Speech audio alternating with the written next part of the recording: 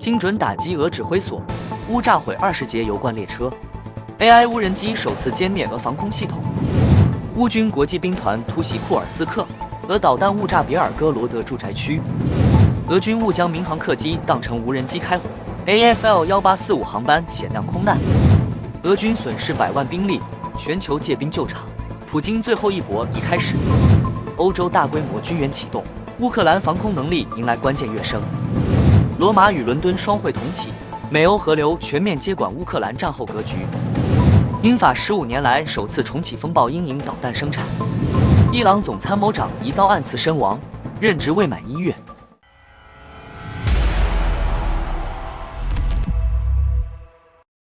日前，乌克兰国防情报总局正式对外证实，乌军在南部战线再次取得重要成果。位于被占领的梅利托波尔市郊的一处俄军指挥所遭到摧毁，现场5名俄军人员被当场击毙。据情报部门披露，这次袭击的目标是一处由俄军在梅利托波尔工业区内设立的后勤与指挥枢纽。该设施原为一处民用工业基地，战时被俄军改造为部队集结、军车停放与物资调度中心，是俄军南线作战的关键节点之一。乌方情报人员通过无人机侦察与地下渠道掌握到该指挥所的坐标后，迅速协调火力资源展开打击。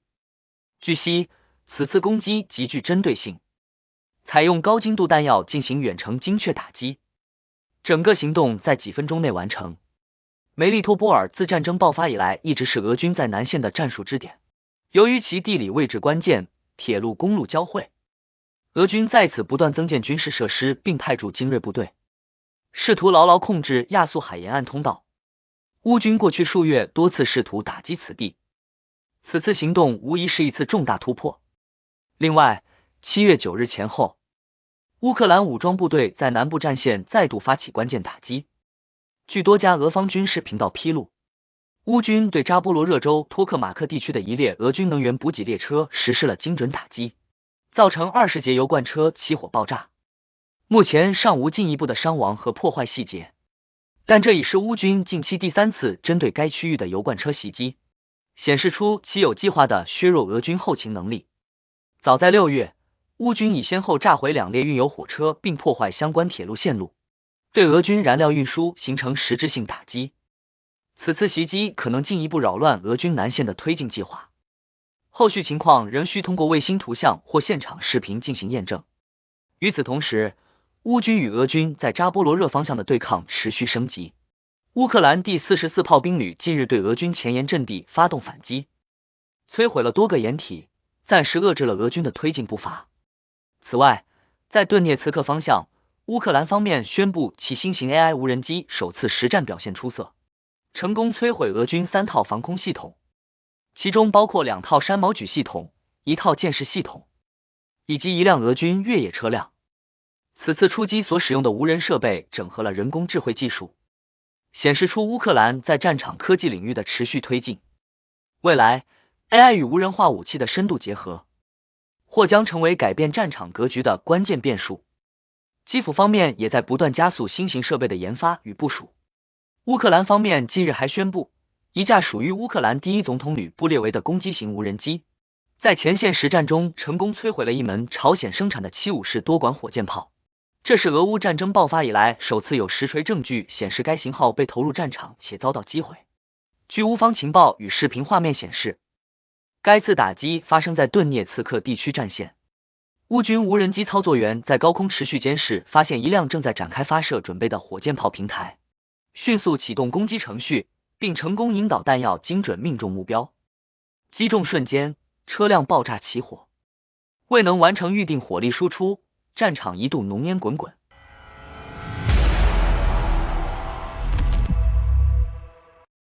近日，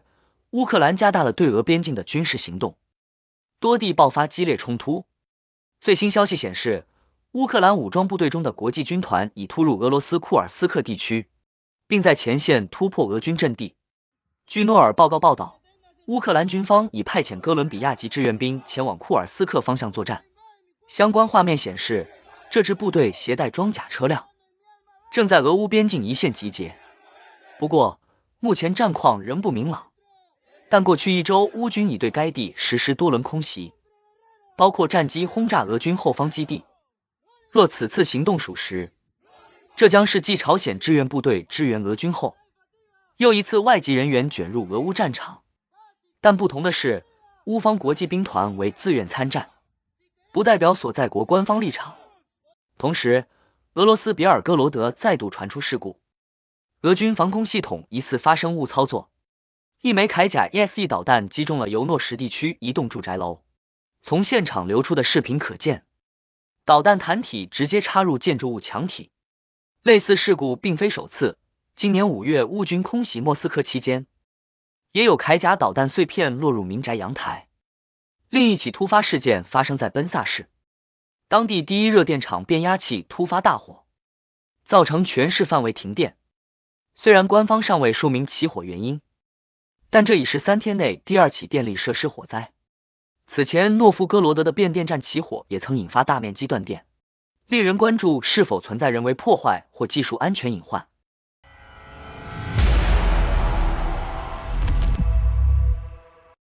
2025年7月11日凌晨，一起险些酿成重大人员伤亡的事件在俄罗斯上空发生。据俄媒体和记者消息称，当天0点20分左右，一架从白俄罗斯明斯克飞往莫斯科的 AFL-1845 航班，在即将进入谢列梅捷沃国际机场进境区时，遭到俄军防空系统铠甲 SE 高射炮攻击。据悉，俄军当时误将该客机识别为乌克兰发射的无人机，启动防空响应机制。铠甲 SE 系统发射了30毫米口径炮弹，击中客机外部机身，造成轻微损伤。幸运的是，机组人员成功控制了局势，确保飞机平稳降落，机上所有乘客均安然无恙。俄罗斯著名记者亚历山大·涅夫佐罗夫第一时间披露了此事。他表示，事件反映出俄军防空系统在实战中对目标识别能力存在严重漏洞。在无人机频繁袭扰莫斯科的背景下，误伤平民航空器的风险显著上升。据了解，俄军目前正执行地毯防空计划，即在敏感地区设置临时禁飞区，严防乌克兰无人机的突袭。然而，这一计划并未与所有民航航线进行有效协调，导致 AFL-1845 航班在不知情的情况下进入高风险空域。白俄罗斯政府对此事高度关注，已派遣航空与安全调查代表团前往莫斯科参与联合调查，并要求俄方尽快说明情况。莫斯科方面则称，初步判断为识别错误所致，并承诺将对防空识别系统进行技术升级，避免类似事件再次发生。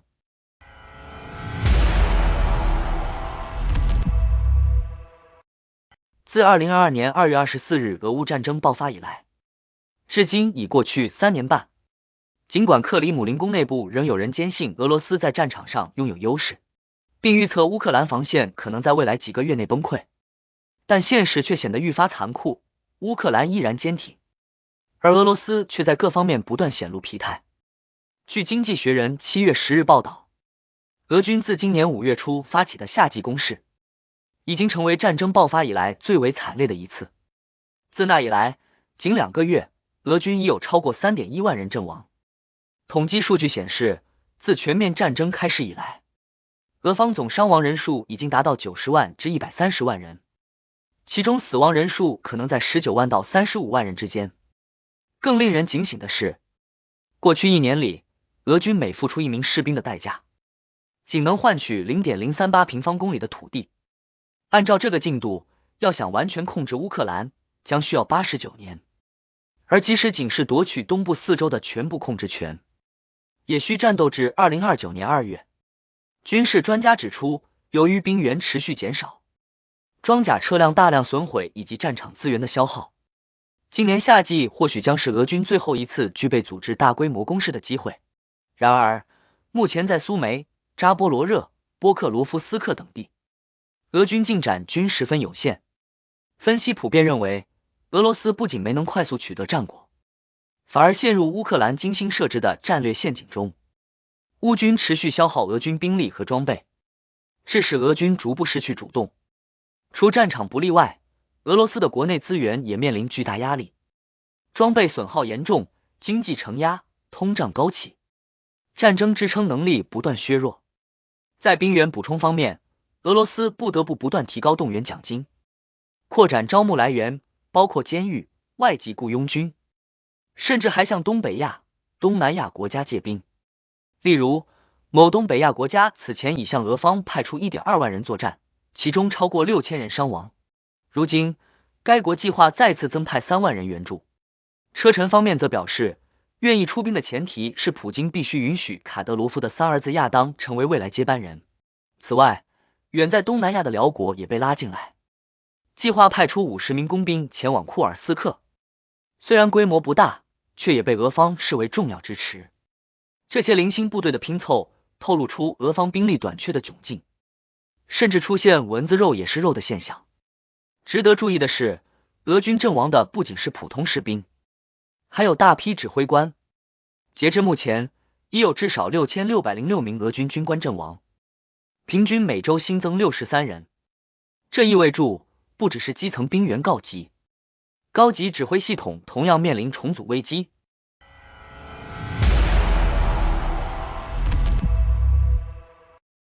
2025年7月，乌克兰在防空与导弹防御方面获得了新一轮来自欧洲的密集支援，多项装备与财政援助正加快落地，显著提升基辅应对俄军空袭的能力。据路透社报道，德国与挪威计划联合采购3套爱国者防空系统援助乌克兰，德国出资购买2套，挪威购入1套，3套系统的出售方仍为美国。目前该军售尚待白宫正式批准。德国总理梅尔茨此前多次表达强烈意愿，敦促美国尽快拍板决定。乌克兰总统泽连斯基曾表示，至少需要25套爱国者系统才能有效防御全国空域，目前部署数量为8套，仍存在巨大缺口。与此同时，英国宣布提供超过5000枚地对空导弹，由国防承包商泰雷兹公司制造，部署在乌军现有的5套 ASRAAM 渡鸦短程防空系统中，主要用于拦截低空高速目标，保护城市、前线和能源设施。欧盟方面则公布一项总额达17亿欧元的新一轮援助计划，其中10亿欧元将直接从被冻结的俄罗斯资产中划拨，用于军事支持，另7亿欧元则用于恢复乌克兰受损严重的能源、交通与民用基础设施。此外，波兰军工集团 PGC 也宣布将新建3座现代化弹药工厂，重点扩大155毫米口径炮弹产能，填补乌军对火炮弹药日益增长的需求。与军援同步，欧洲议会内部对支持乌克兰的立场也更趋稳固，由匈牙利总理欧尔班发起，意图挑战欧盟委员会主席冯德莱恩的不信任投票最终失败，冯德莱恩以360票支持高票通过。这意味着欧盟对援乌、制裁俄罗斯的政策将继续稳定推进，政治基础更加稳固。同一时期，多家俄罗斯媒体传出，因年久失修，事故频发且维修成本高昂，俄军正考虑退役其唯一航母库兹涅佐夫号。这一象征性举动若最终成真，意味着俄罗斯远洋海军能力的进一步式微，也映射出其海空战力结构性困境。乌克兰方面则持续推进军工与高科技无人系统的整合，战争格局正逐渐发生实质性转变。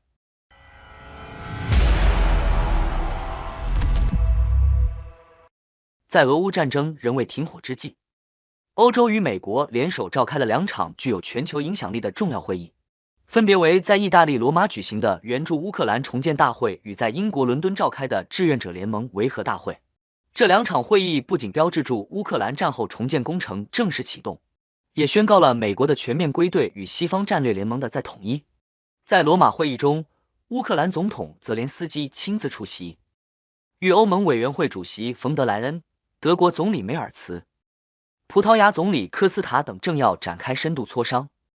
此次会议吸引了30多个国家和超过200家跨国企业参与，现场签署逾200项重建项目，涉及总金额超100亿欧元。欧盟承诺额外提供20亿欧元直接援助，芬兰和荷兰也各自提供3亿欧元的资金支持，重点投向基础设施、能源网络和口岸恢复。与此同时，伦敦志愿者联盟维和会议宣布正式激活由英法共同领导的维和机制，并设立常驻总部于巴黎，12个月后转至伦敦。联盟不仅确立了指挥架构、参与国名单与资金来源，还规划了未来协助乌克兰重建海陆空三军的具体部署。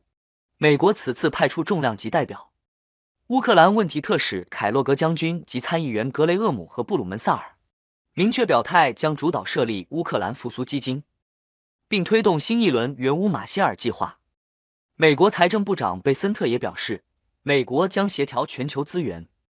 确保乌克兰未来的宏观稳定与全面复苏。值得关注的是，尽管战争仍在持续，但会议焦点已从战场转向战后结构重建。美方已于7月10日批准向乌克兰提供3亿美元军援，英德等国也相继追加了防空导弹系统和武器采购计划。英国承诺将投资25亿英镑，为乌克兰制造5000枚泰雷兹防空拦截导弹。德国与美国也敲定了联合援助2套爱国者系统的协议。更为重要的是，西方正筹划对俄罗斯实施前所未有的新一轮经济制裁，包括对所有进口俄商品加征500%关税的方案。一旦施行，俄罗斯经济支柱或将被切断，其战争能力将迅速衰竭。60多个国家，全球60%的 GDP 汇聚成统一战线，几乎将任何与俄罗斯交易的国家推向国际孤立。当前，虽然俄军在部分战线仍有攻势，但主战与援战的天平已明显倾斜。若俄罗斯不能在窗口期内选择和谈，将面临系统性崩溃风险。这一系列结构性政治信号显示出乌克兰正被国际社会全面接管，而战争终点线或许已近在眼前。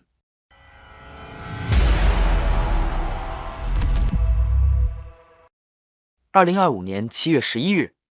欧洲对乌克兰援助的最新动向再次成为国际焦点。媒体披露，英国与法国已于本周正式签署协议，决定恢复风暴阴影巡航导弹的联合生产，并启动新一代远程打击武器的研发计划。这是法国自15年前停产以来首次重启该型导弹的制造工作，标志着欧陆国家在俄乌战争背景下军事工业全面回暖。英国政府发布声明称，双方将加快扩充现有风暴阴影库存，同时着手研制新型远程与反舰导弹，以逐步替代目前服役型号。该协议还包括一项联合研发超视距空导弹的合作内容，用于未来装备英军战机，并特别强调将运用人工智慧提升导弹及无人系统的打击能力和部署效率。风暴阴影是目前欧洲援乌武器中射程最远、打击效果最强的一款导弹，具备精确打击俄军后方高级目标的能力，曾在战争中对俄方指挥节点造成过显著杀伤。因此，这项生产恢复计划不仅是补库存，更释放出西方对长期支持乌克兰的战略定力信号。此次合作背景之一，是法国总统马克龙上周对英国进行国事访问，这是英国脱欧以来法国元首的首次来访，象征住英法在安全与军事领域的再度靠拢。在当前的欧洲战略结构中，英法这对传统军工双核的联动，正成为乌克兰武器供应链中的关键支柱。然而，外界也对风暴阴影的援助数量与实际战绩提出质疑。近几个月几乎未见公开战报显示该导弹持续服役，这被认为可能意味着英国与法国已经暂停供应，或库存确实告罄。此次紧急恢复生产也被解读为补充弹药缺口，为未来援乌留出余地的举动。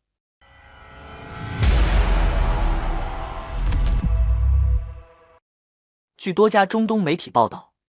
伊朗新任总参谋长拉希姆·穆萨维于当地时间7月10日在德黑兰家中遇袭身亡。消息称，袭击的点位于德黑兰西部，靠近奇特加尔湖的一处高层住宅区。现场视频显示，该住宅发生剧烈爆炸，疑似为精准打击。尽管伊朗官方目前尚未就此事件公开回应，相关画面与爆炸信息已在网络流传，引发国际关注。穆萨维是在2024年6月13日刚刚接任伊朗总参谋长一职的，任职时间尚不足1个月。他的前任穆罕默德·巴盖里曾在与以色列的对抗中丧生，德黑兰当局也承认其死于以色列军事打击。外界认为，伊朗军方高层正在遭遇系统性清除。事实上，穆萨维此前便多次传出遇袭未遂的消息，此次爆炸后，其死亡尚待伊朗当局最终确认，但各方普遍认为，如消息属实，这可能再次指向以色列摩萨德的行动。就在此次袭击前不久，以色列还在加沙和黎巴嫩展开大规模空袭行动，并声称已成功清除哈马斯卡桑旅高级指挥官伊亚德·纳塞尔及黎巴嫩真主党炮兵负责人穆罕默德·穆拉德，显示出其在中东多线出击的军事部署。虽然以色列目前在美国压力下同意与哈马斯达成阶段性停火协议，但前提是哈马斯必须完全释放人质并解除武装。分析认为，这一条件哈马斯难以接受，因此加沙冲突仍有可能再次升级。好的，感谢您一口气看到最后了，这是对我们最大的鼓励和支持。要看最全面、最及时准确的战场热点报道更新，就请每日锁定新冷战情势。如果您喜欢我们的节目，也请您点赞、留言、订阅，把视频分享出去，让更多的人看到这个节目。想要赞助我们的朋友，可以打开超级感谢打赏赞助，帮助我们能持续做出更多好节目。谢谢大家。